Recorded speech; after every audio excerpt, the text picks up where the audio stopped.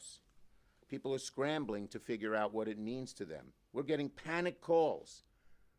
How are people going to make mortgage payments? How are small businesses going to keep their staff if their federal funding is shut off? Virtually any organization, school, state, police office, county, town, or community depends on federal grant money to run its day-to-day operations, and they're all now in danger. Nonprofits that help disabled veterans are in danger, thanks to Donald Trump. Funding that supports our transportation system and infrastructure is now in danger, thanks to Donald Trump. Hospitals, particularly rural hospitals, and community health centers are now in danger because of Donald Trump. Meals and Wheels are in danger because of Donald Trump. Our cops and firefighters are in danger, thanks to Donald Trump. Funding for the non-security grant program, which protects synagogues and temples from anti-Semitic attacks, we saw one in my neighborhood just Sunday, is now in danger, thanks to Donald Trump. The blast radius of this terrible decision is virtually limitless, and its impact will be felt over and over again. It's not going to hit each American family in one way. It's going to hit them in multiple ways. The only people who might be immune to this are the ultra, ultra wealthy, who they want to give a tax break to. The Trump administration is robbing Peter to pay the billionaires. American families, make no mistake about it. The money being taken from them will be spent, but not on them. Instead of going to support for your community, it's going to the ultra-wealthy and the mega corporations. This is cruelty. This is lawlessness. This is a heist done on a national scale. No matter how much he may believe he does, the president does not have the authority to ignore the law, and we're going to fight this in every way that we can. Senator Murray. Well, thank you very much. Look, we were coming here today to talk about a very simple resolution on a different kind of lawlessness by the president in response to him pardoning violent criminals and insurrectionists who attacked police officers. That resolution, so you know, very simply reads in its entirety, resolved that the Senate disapproves of any pardons for individuals who were found guilty of assaulting Capitol Police officers. Now, you're going to hear more from me and others regarding that resolution later on the floor today. But we are here today to respond to the OMB memo issued by the Trump administration last night. In a brazen and illegal move, the Trump administration is working to freeze huge amounts of federal funding passed into law by Republicans and Democrats alike. The scope of this illegal action is unprecedented and could have devastating consequences across the country for real people. We could see a screeching halt to resources for childcare, cancer research, housing, police officers, opioid addiction treatment, rebuilding roads and bridges, and even disaster relief efforts. He was just in California to witness the devastation, and now he is holding back that aid.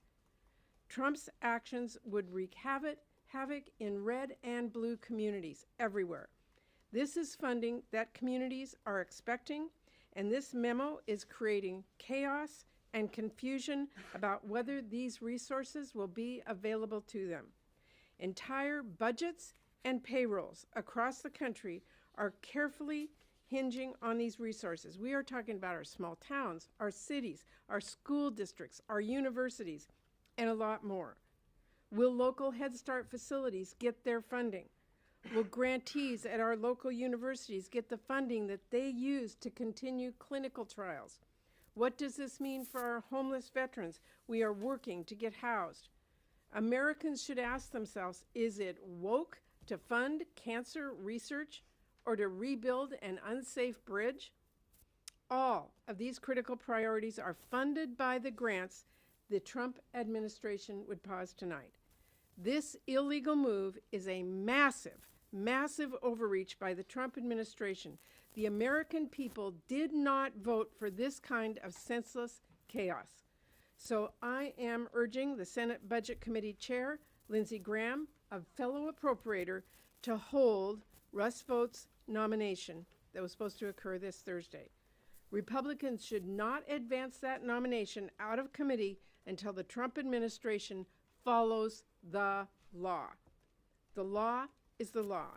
The Trump administration must immediately reverse course, follow the requirements of that law, and make sure that the nation's spending laws are implemented as Congress intended. Senator Merkley.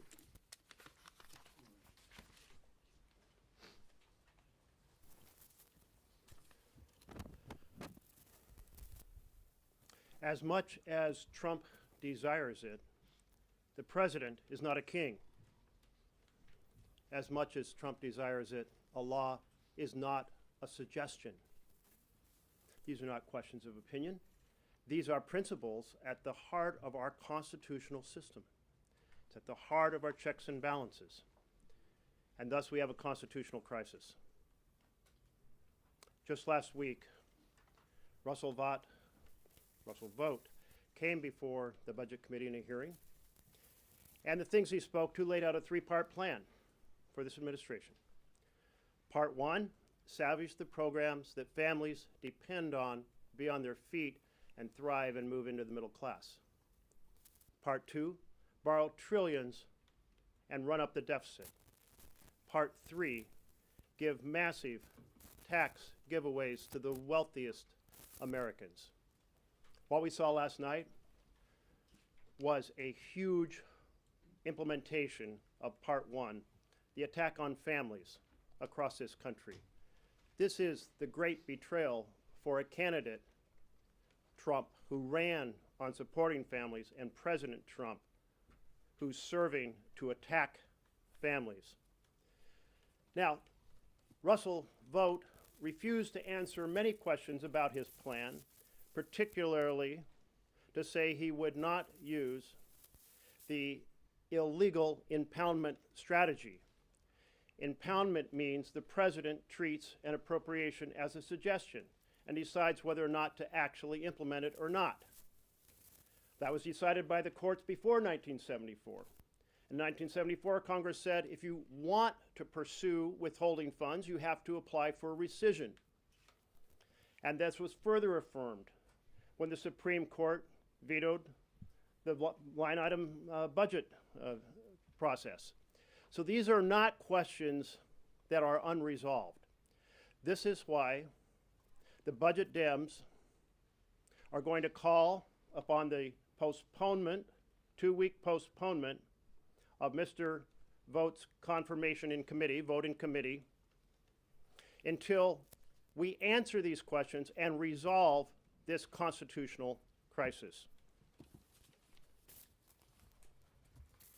Last night, in defiance of federal law, Donald Trump made the decision to stop federal funding, which, as my colleagues have pointed out, could impact everything and will impact everything from small businesses to local law enforcement to childcare.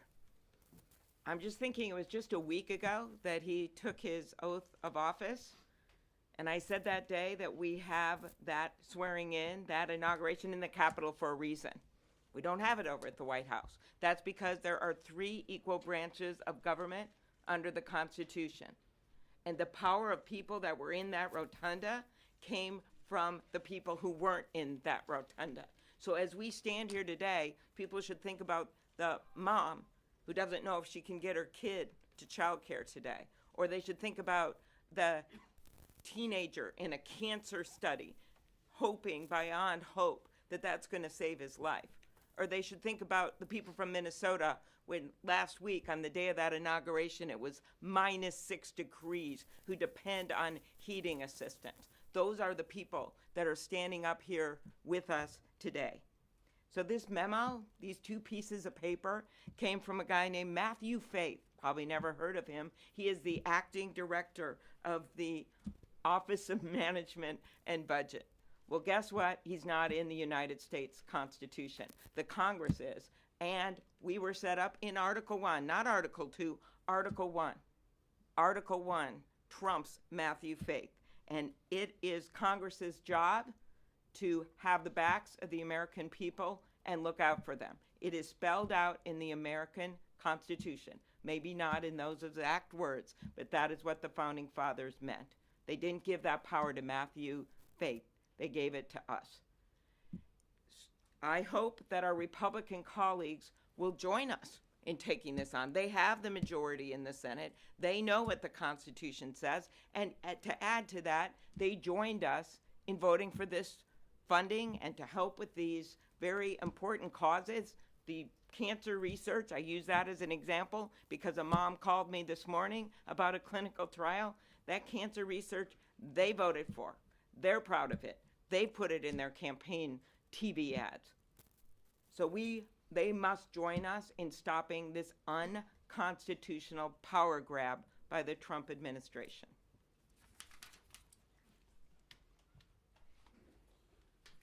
So this is an attempt by Donald Trump to seize power. That sounds like a provocative thing to say, but how else do you describe what we have watched happen over the last week? The broad immunization of political violence, the illegal firing of inspectors general there to make sure that the money of the taxpayers isn't stolen. And today, the illegal and unconstitutional decision to put the President of the United States and no one else in charge of who gets federal money and who doesn't. What President Trump is doing is seizing control of the federal budget and deciding by himself who gets money and who doesn't. For two reasons. One, he wants to bank money so that he can afford his massive tax cut for billionaires and corporations. But second, so that he can hand out money to his friends, to the companies that are run by his billionaire donors, to states that voted for him, to congressional districts with members of Congress who are loyal to him, and so that he can deny money to any organization run by Democrats, to companies that are competitors to his billionaire friends, to congressional districts represented by his political opponents. This is what a king does. This is not how a democracy works. One man does not decide how taxpayers' money is spent so that it only gets sent to the president's political friends and it gets used to punish his political enemies. The scope of the damage that will be done is enormous. To poor kids who rely on Head Start programs, to families who desperately need that cancer research done, to veterans who, if they miss one or two appointments, their life falls apart suddenly overnight. We have to understand what is happening in context, right? The president wants you to be distracted by the day-to-day announcements, but put together the pardoning of the violent rioters, the firing of the inspectors general, and today, the stoppage of federal funding, leaving the decision only to the political whims of President Trump, represents the gravest, most serious constitutional crisis of our lifetime, one that threatens to undermine the very premise of American democracy. And I'm glad to be standing here with my colleagues to raise this alarm.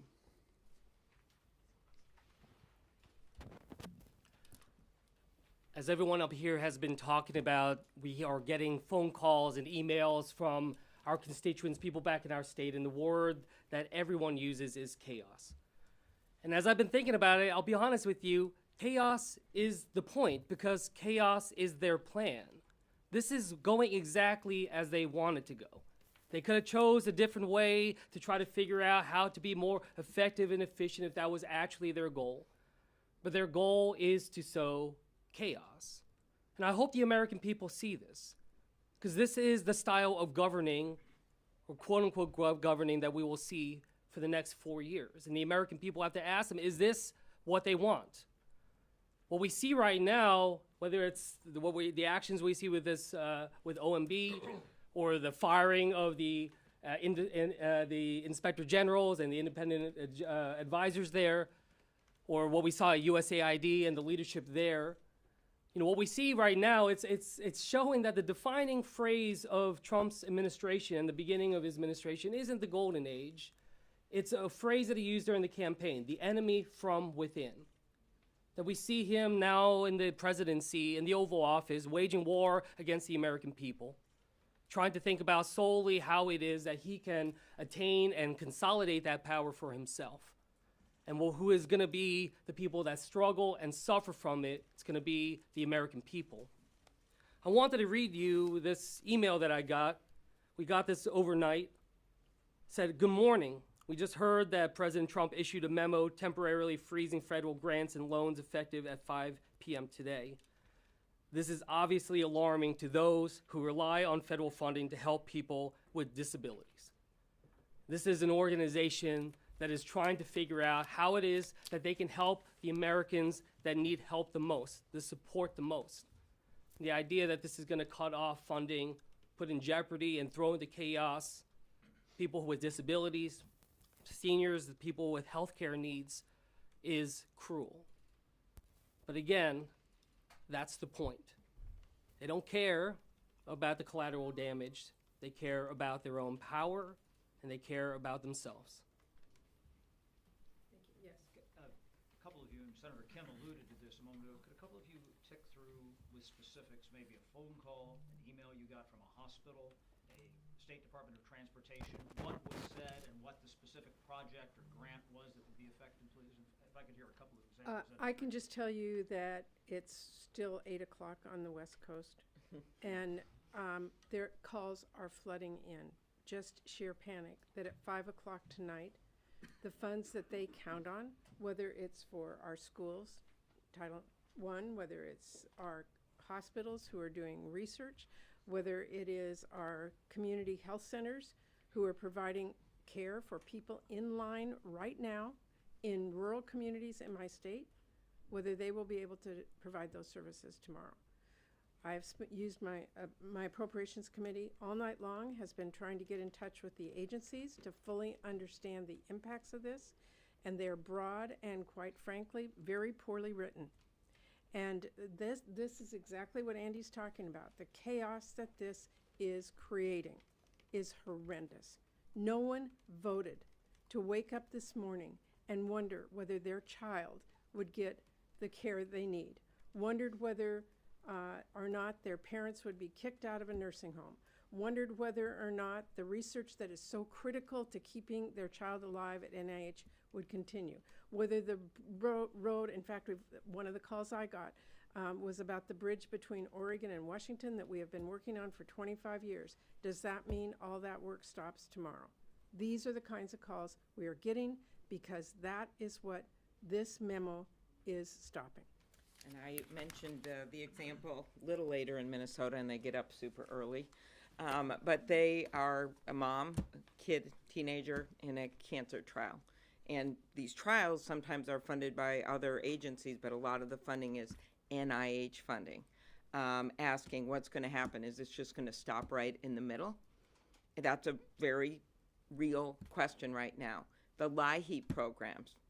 And by the way, we could go through example after example, and the reason so many of us led with this unconstitutional power grab and the chaos and corruption this involved is because there are ways to do this. We made very clear we were happy to join with them to find common ground on efficiency and things we could do better and ways we can save money for taxpayers. That's not what this is. They've just decided to come in because this is what he does. Chaos. See where the chips fall where they may. Innocent people hurt. Courts have to intervene. This is no way to govern, and it's certainly no way to govern for people who are reliant on this help. Senator Murray, you've been in bipartisan negotiations about funding the government in the coming weeks. What does this March do 14th to deadline. those Look those at, talks? I and many of my colleagues have worked a long time to negotiate bipartisan bills. You do not pass appropriation bills in Congress in any year I've been here without bipartisan cooperation. That means you sit down at a table and you work out what we can all agree on. I don't love everything, they don't love everything, but we agree that this is what we fund. We pass it into law, we get the votes on both sides, the president signs it.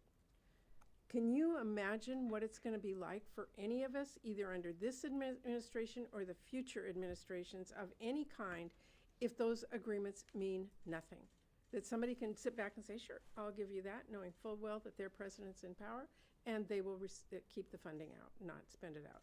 We cannot function as a democracy in this country if we cannot respect and abide by our ability to make agreements in Congress. Congress holds the power of the purse. That is very clear in the Constitution, in the rule of law, and it is critical for us to be able to fund and make this country run in a way that's competent. Senator Murray, Yes. Senator Murray, the senior Trump administration official just put out guidance to the press saying that this is not a funding freeze, it's simply guidance for agencies to review if grants, loans, and programs are in compliance with the president's executive orders. Yeah, that's nice from somebody up at the top, but I'll tell you what's happening. To every single agency, school, healthcare agency that got that memo is going to say, I better be darn careful not to accidentally fund something that I'm not supposed to. So they stop everything. That is exactly what's happening. I don't care what they put out in some kind of qualifying thing. They put out the memo last night, and everybody's living by that. And they already took employment action against people in one agency that they felt were violating their rules. Yeah, that memo says this isn't a funding freeze, instead it's a funding freeze. And it says, in accordance with the president's priorities, the point here is the president doesn't get to decide what programs to fund and not fund. He gets to execute the law. The laws are written by Congress. Senator Murray, do you, in the upcoming government funding bill, do you see any need to make clarifications to the law, whether it's spending classifications or otherwise, to make more explicit what a president can and cannot do with The funding? law is very clear right now, as Senator Merkley described to you. And in fact, when vote came before the Budget Committee, I asked him, are you going to follow the law? He said, well, we don't believe in that law. And I said to him, well, okay, so there's a speed limit, 15 miles an hour, 25. And that you don't like that because it slows you down. Does that mean you don't have to follow that because you don't believe in it and you went out and told your neighbors you didn't believe in it? No, the law is the law. The rule of law is what we all rely on to be able to have a democracy and a consistency in this country. And he is wrong. And we're going to fight him, as Senator Merkley has said, and we are going to tell our Republican colleagues we expect them to follow the law as well. So then that being said, can you lay out more specifically what actions you do plan to take to try to restore funding? And specifically, Mr. Ranking Member, can you talk about the strategy to try to block Mr. Vogt's nomination, and if you plan to block any other nominees of the president in protest? We are speaking out loudly and clearly. We're having a press conference hours after we found about this. We are making sure that everyone understands what is at stake here. We are asking our Republican colleagues to join us. They too have something at stake in following the rule of law here, as I just talked about. And Senator Merkley is going to talk about the nomination vote for Vogt himself. It's so profoundly disturbing, as Senator Murray has pointed out, to have someone stand before you and say, well, I just don't agree with what the court decided about the constitutionality of impoundments, and we're going to do what we want. How do you actually go forward if you have an executive who says, we only follow the law we want, we only fund the programs we want? Well, in the Budget Committee, the Democrats are calling for the vote on Russell Vogt's nomination to be postponed until this current crisis is resolved. And we do not have the power to, specifically to answer, to break a quorum. We do not have the power to force the chair, but I hope that the chairman of the Budget Committee, realizing how this attack on the foundations of our Constitution is unacceptable, will join us in standing together. I'd like Senator Angus King to have a moment to speak as well. This is a profound constitutional issue. What happened last night is the most direct assault on the authority of Congress, I believe, in the history of the United States. It is blatantly unconstitutional. Article 2 does not give the executive the power to determine budgets or expenditures. That power is vested in Article 3 in the Congress. And if this stands, then Congress may as well adjourn.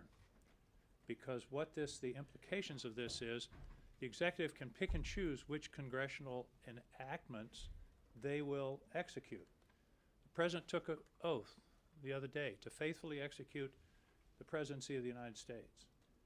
That means to execute the laws that are passed by Congress, not edicts passed by the Office of Management and Budget. So I hope and believe that our colleagues on all sides of the aisle will realize that this is not a political discussion. This is not a programmatic discussion. This is an institutional discussion that goes to the viability and authority and expertise and work that's based upon Article 3 of the Constitution.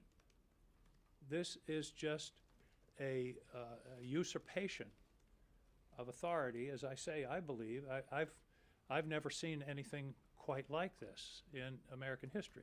Richard Nixon tried to do it. The Congress passed a specific statute, which has been the concept, the basis of which has been upheld by the Supreme Court in Train versus New York. And to assert this power really renders the power of Congress a nullity. And as I say, I hope members of both sides of the aisle will realize this and stand up for the institution. James Madison said the interests of the individuals will enable them or empower them to stand up for the interests of the institution. And if this stands, this will redound to the detriment of both parties, whichever party is in charge. Imagine for a moment if Joe Biden did this, there was a Republican Senate, Republican Congress, and they passed a statute saying we want to fund Head Start, and Joe Biden said, no, I don't like Head Start, I'd rather put the money over here. We'd be hearing a lot of reaction, and the reaction should come from both sides. So as someone who has worked in the law and worked with the Constitution for many, many years, I was stunned last night to see this order. I thought first it was a production of The Onion because it's so grossly, blatantly unconstitutional and threatening to the foundation of the separation of powers under the Constitution. Thanks, Madam Chairman. Thank you. Senator Murray, can you lay out some of the next legal steps? Senator Schumer mentioned the lawsuit coming. What do you see as the next steps? Obviously, we're like 12 hours into this, and we have multiple state attorney generals as well as others who are looking at what our next steps can be in the courts. And I would say to all of the Republicans, we didn't come here to go through a bunch of court orders about current law. We came here to fight for our constituents, to make sure that they had the basic things that they needed every single day, including cancer research, roads and bridges built, their communities safe, police officers on the street that are protected, and we're going to keep fighting for them. Thanks, everybody. Thanks. Thank you.